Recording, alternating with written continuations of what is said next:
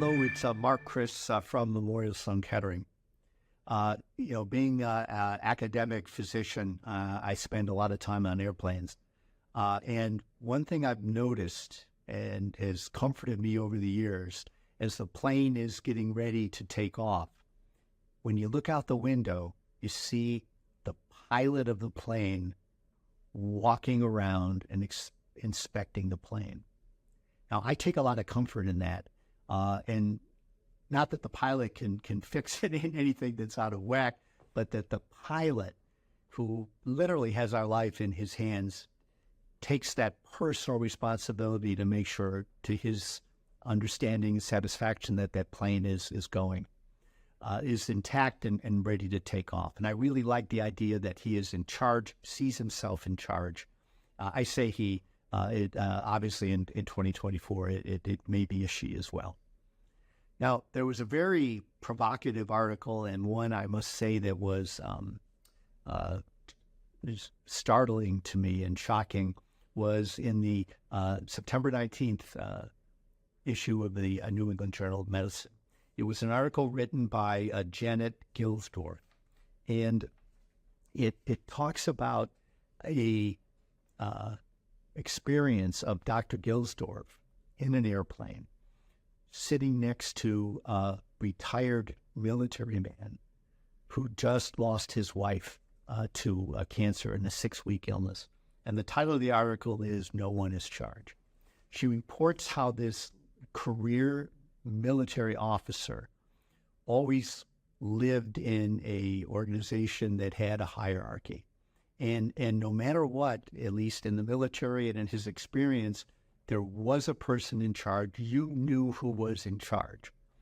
And what hit him almost as hard as his wife's death is that in the 6 weeks of her illness, he never had contact with that person in charge, and it wasn't clear who's in charge. I think all of us that are in this situation see how this could happen. We've had a huge change in how people are treated in the hospital. For most of us, hospitalists do the heavy lifting there. Advanced practice practitioners, nurses, NPs, and PAs do it as well. And they're very specialized, and they do a good job. But one part of their job, though, and one attraction of the job, improving the decency of their lifestyle, is that it is finite times. And there's a lot more shifting of personnel. The other thing that's happened over time is that there has been a rethinking of the whole idea of medical hierarchy. And people have tried to empower folks at every, I think the term Dr. Gilsdorf used was tier of care. They've empowered them more, and it's less clear who is in charge. And the unintended consequence here of these changes in process is that it is frankly much better for doctors, and again, individual specialists get treated with more respect. However, it's not better for patients, because then in the switching of personnel, the lack of a clear hierarchy, people don't know who's in charge. And at least for this patient that Dr. Gilsdorf talked about, it was absolutely devastating for him.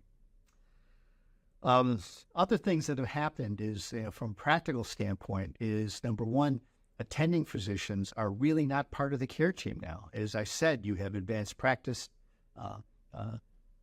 practitioners there. You have hospitalists, and they are in charge day to day.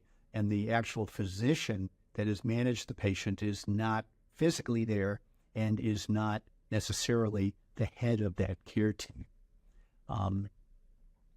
Please remember, in modern oncology, most people are cared for outside a hospital. I would guess it's more than 95% of the time in the healthcare system, they're not in the hospital. They look to the attending doctor to be in charge of them. The other problem is when they're in the hospital, it's the time of crisis. They're at their most vulnerable. Their families are their most vulnerable moments, and the attending doctor who has cared for them for years and has a relationship with them. And the people in the hospital, they work very, very hard, and they're very specialized, but they don't have a relationship with that patient. And patients have this, over time, an understanding with their attending doctors. So what are you going to do about this? It's not an easy solution. I can offer a couple of thoughts. Number one, just realize that this is happening. I mean, it just kind of happened. I don't think anybody planned for this, and in many ways, it's an unintended consequence of how our processes of care have changed. The other important thing is when you have somebody that is in one of these devastating illnesses.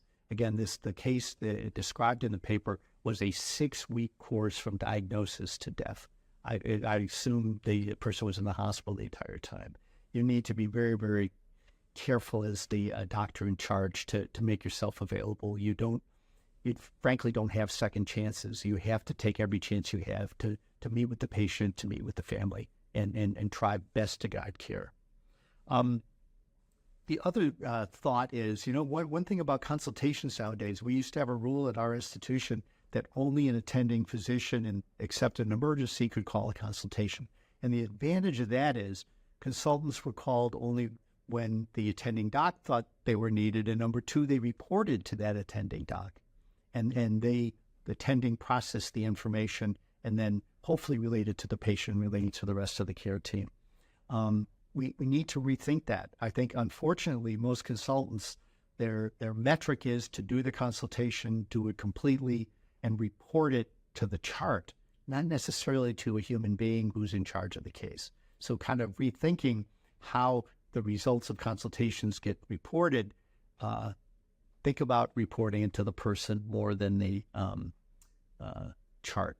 I think the last thing is, this is a great opportunity for telemedicine. I understand how an attending physician that has a very, very busy practice, and frankly, that's where the majority of the patients are.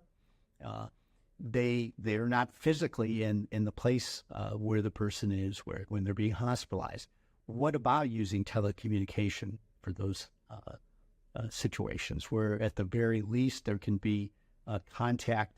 And the patients, in my experience, have really appreciated even telephonic contact, let alone a video. So I thank Dr. Gilsdorf for reminding us how we can do a much better job meeting patients' and families' needs while they're in the hospital. It's hard. We don't have a clear path forward, but we really have to try to do a better job.